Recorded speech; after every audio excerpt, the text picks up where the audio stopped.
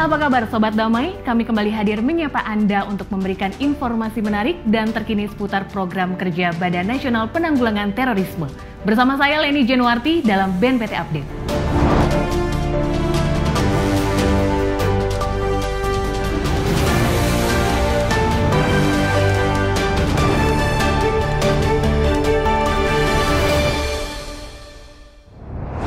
Berita pertama, Kepala Badan Nasional Penanggulangan Terorisme Komjen Pol Boy Rafli Amar pimpin rapat pimpinan pada 28 September 2021 di kantor perwakilan BNPT Jakarta Pusat.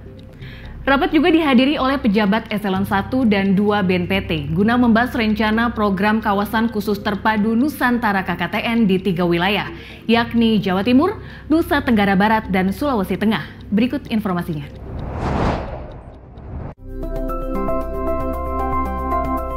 Kepala Badan Nasional Penanggulangan Terorisme Komjen Pol Boy Rafli Amar pimpin rapat pimpinan pada 28 September 2021 di kantor perwakilan BNPT Jakarta Pusat.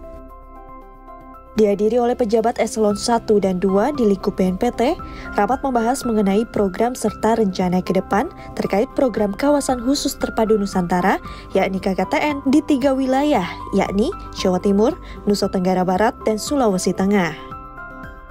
Dalam arahannya, Komjen Pol Boy Rafli Amar sampaikan pentingnya inovasi dalam peningkatan kesejahteraan mitra BNPT di kawasan khusus terpadu Nusantara atau KKTN. Peningkatan kesejahteraan sesuai minat dan keterampilan mitra BNPT dapat diimplementasikan dalam sebuah wadah seperti pembentukan koperasi ataupun warung NKRI. Tak hanya itu, pelibatan seluruh stakeholder yakni pemerintah daerah hingga organisasi masyarakat juga memiliki andil guna memaksimalkan tujuan kegiatan. Seluruh program dan rencana kegiatan yang digagas oleh BNPT bertujuan untuk menghadirkan peran negara dalam membantu para mitra binaan BNPT. Berikutnya, guna turut mendukung upaya pencegahan berkembangnya paham radikalisme melalui sosial media, Badan Nasional Penanggulangan Terorisme ikuti rapat pengumpulan data yang diadakan oleh Dewan Ketahanan Nasional. BNPT sebagai lembaga yang diamanatkan oleh undang-undang dalam hal pencegahan tindak pidana terorisme terus berupaya keras. Salah satunya melalui program kontraradikalisasi yang dilaksanakan melalui kontra narasi, kontra propaganda, dan kontra ideologi. Ini dia liputannya.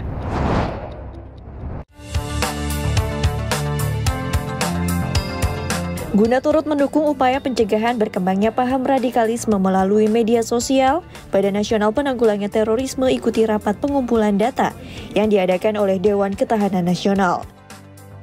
Hadir sebagai perwakilan BNPT adalah Kepala Bagian Hukum dan Hubungan Masyarakat, Kombes Pol Hando Wibowo. Kegiatan ini juga melibatkan berbagai pemangku kepentingan seperti Kemenko Polhukam, PBNU, MUI, serta pengamat teroris. Perkembangan teknologi yang begitu cepat tak dipungkiri menjadi salah satu faktor adanya transnasional ideologi, termasuk di Indonesia. Ditambah dengan fakta bahwa di Indonesia sendiri lebih dari 200 juta tercatat sebagai pengguna internet dan 80% dari angka tersebut dipastikan memiliki media sosial. Interaksi individu di dunia maya menjadikan dirinya lebih mudah terpapar konten radikalisme tanpa harus bertemu secara langsung dengan individu radikal. Tantangan inilah yang harus segera ditangani. BNPT sebagai lembaga yang diamanatkan oleh undang-undang dalam hal pencegahan tindak pidana terorisme terus berupaya keras. Salah satunya melalui program kontraradikalisasi yang dilaksanakan melalui kontra narasi, kontra propaganda, dan kontra ideologi. Dihadirkan kepada masyarakat dalam bentuk tayangan yang dikemas secara ringan namun syarat akan nilai-nilai kebangsaan, semangat cinta damai, dan kebinekaan. Hal tersebut menjadi salah satu upaya BNPT dalam menjawab tantangan di era digital dan perkembangan informasi yang begitu masif. Rabu 29 September 2021, Badan Nasional Penanggulangan Terorisme melalui Biro Umum gelar tes seleksi kompetensi dasar CPNS BNPT tahun anggaran 2021 di Badan Kepegawaian Negara Pusat. Seleksi diikuti oleh 325 peserta yang dibagi ke dalam 2 sesi. Turut hadir juga Kepala Biro Umum BNPT, Marsma TNI Fanfan Infansyah, guna pastikan pelaksanaan SKD BNPT tahun ini berjalan lancar. Berikut informasinya.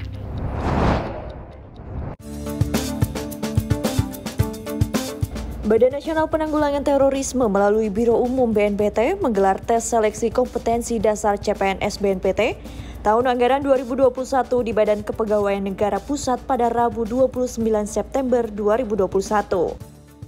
SKD di BKN Pusat diikuti 325 peserta yang dibagi ke dalam 2 sesi. Sesi pertama sedianya diikuti 131 peserta, namun hanya diikuti 117, dan sesi 2 yang seharusnya diikuti 184 peserta hanya diikuti 146 peserta.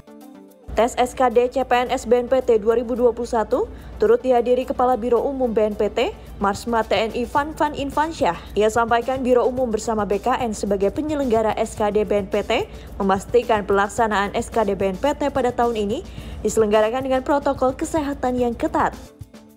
Para peserta yang mengikuti SKD CPNS BNPT ini minimal telah mendapatkan vaksin tahap pertama, tes antigen dengan hasil negatif dan mengisi formulir deklarasi sehat BKN.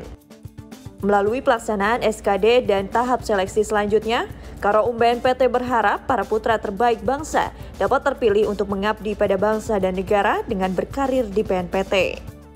Saya berharap dari 500 sekian yang mendaftar, ya barangkali 56 atau 59 yang diterima, mendapatkan ASN yang qualified. Harapan saya itu yang sesuai kita harapkan, kemudian sehingga kita dapat membangun BNPT yang baik dengan sumber daya manusia yang bagus. Mungkin demikian. Sementara itu para peserta mengaku optimis dan antusias mengikuti SKD CPNS BNPT. Alhamdulillah lancar, mudah-mudahan berharap semoga mendapatkan nilai yang baik, kemudian ditakdirkan lulus, amin. Alhamdulillah, tadi dari awal kita datang semuanya tertib, rapi, dan cepat sih, alhamdulillah. Berapa skornya Mas tadi? 407, alhamdulillah. 407? Iya. Udah ketahuan peringkat berapa? Belum tahu. Selain di BKN Pusat, BNPT telah dan akan melaksanakan tes SKD CPNS tahun anggaran 2021 di 33 titik lainnya di seluruh provinsi di Indonesia.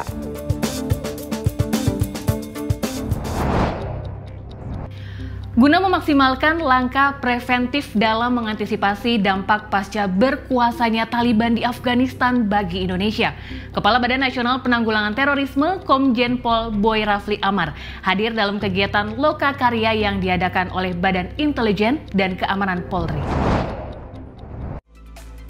Gejolak yang terjadi di Afghanistan tak dipungkiri selalu menjadi hal yang menarik bagi masyarakat Indonesia karena terdapat isu keagamaan di dalamnya. Ditambah fakta, ada kurang lebih 7.000 pengungsi Afghanistan di tanah air. Sehingga tak sedikit pun pula yang melakukan euforia di media sosial terkait kembali berkuasanya Taliban. Guna maksimalkan langkah preventif dalam mengantisipasi dampak pasca berkuasanya Taliban di Afghanistan bagi Indonesia, Kepala Badan Nasional Penanggulangan Terorisme Komjen Pol Boy Rafli Amar hadir dalam kegiatan Lokakarya yang diadakan oleh Badan Intelijen dan Keamanan Polri.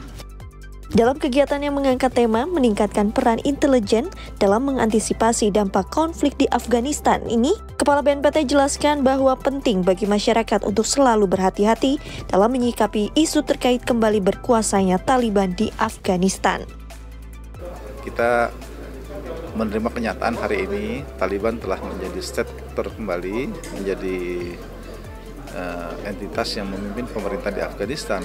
Yang terpenting adalah jangan sampai contoh-contoh kekerasan yang telah berjalan selama ini itu menjadi sebuah inspirasi bagi masyarakat kita, sehingga ini bisa mengganggu suasana kehidupan berbangsa bernegara yang tentunya sudah berjalan baik berdasarkan konstitusi negara kita.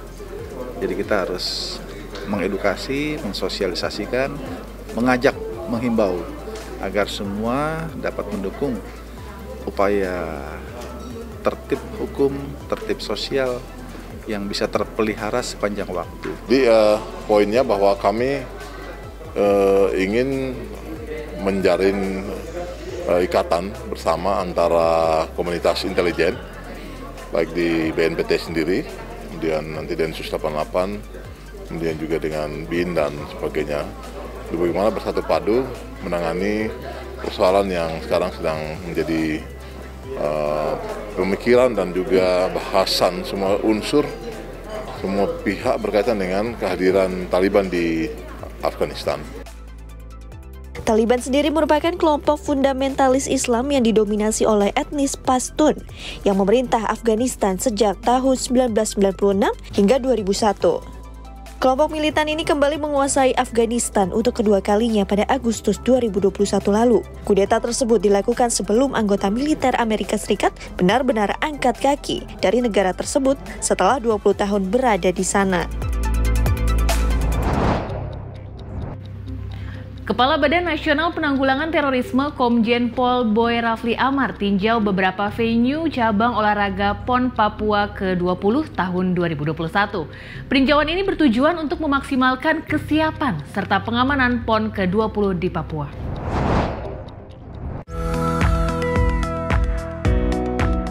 Kepala Badan Nasional Penanggulangan Terorisme beserta jajaran saksikan langsung pertandingan cabang olahraga sepatu roda untuk nomor maraton pada 1 Oktober 2021.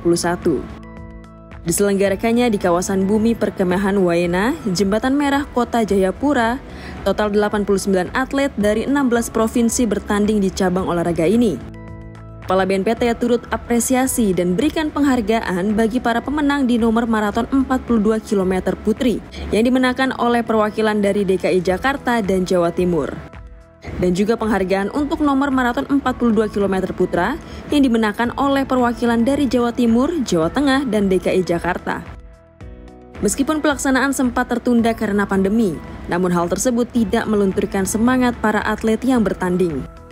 Tentu saja seneng banget karena ya udah latihan 2 tahun, harusnya kan setahun ya karena COVID kan jadi dipospon nih 1 tahun latihannya, jadi makin capek, latihan makin panjang gitu kan. Jadi dengan perjalanan panjang ini terus dapet ya udah seneng banget. Pokoknya semangat kayak terus kasih tentuin target kalian kan kalau misalnya ini kan jadi atlet, targetnya tuh apa, jangan asal latihan gitu, harus ada target gitu. Kalau aku sih kayak gitu, terus jangan lupa setiap latihan diiringi doa. Menjalin target itu lebih enjoy lagi, memenuhi target itu lebih fun, dibawa fun semuanya juga, nggak terbebani. Komjen Pol Boy Rafli Amar sampaikan bahwa semangat tersebutlah yang perlu dicontoh oleh generasi muda agar dapat menghadapi tantangan di masa depan. Kita tentu bangga, kita dorong terus agar anak-anak muda Indonesia terus berprestasi.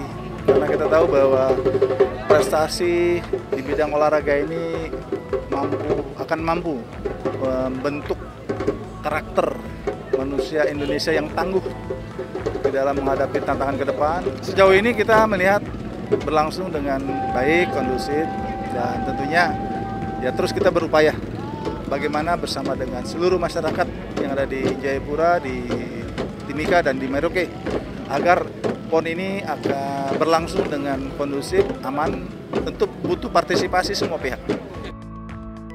Sementara itu, Ketua Umum Perserosi Felix Wanggai berharap dengan dinobatkannya venue sepatu roda Papua menjadi yang terbaik se-Asia Tenggara dapat mendorong generasi muda Papua untuk lebih maju melalui olahraga.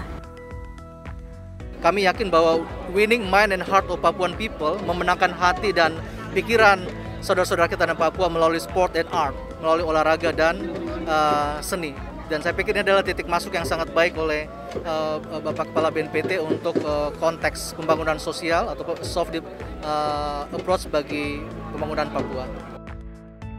Untuk itu diharapkan partisipasi dan kerjasama dari semua pihak agar penyelenggaraan PON ke-20 tahun 2021 dapat berjalan dengan lancar dan terbebas dari ancaman radikalisme terorisme.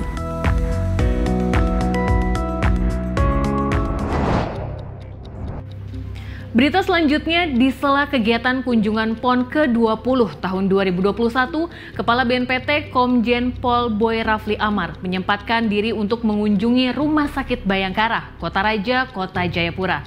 Dalam kunjungannya tersebut, Komjen Pol Boy Rafli Amar menjenguk salah satu anggota polisi, Ibtu Budi Basra, yang menjadi korban penembakan kelompok kriminal bersenjata.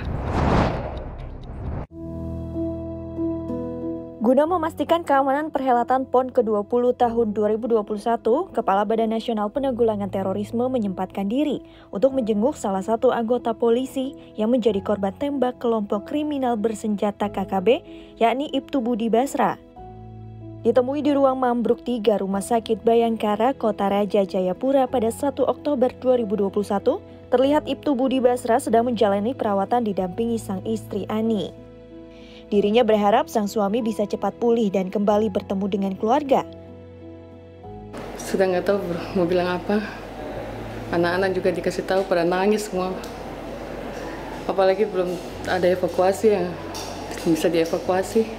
Sampai jam 12 siang baru bisa dapat dievakuasi. Setelah berapa jam ini bisa bertemu suami?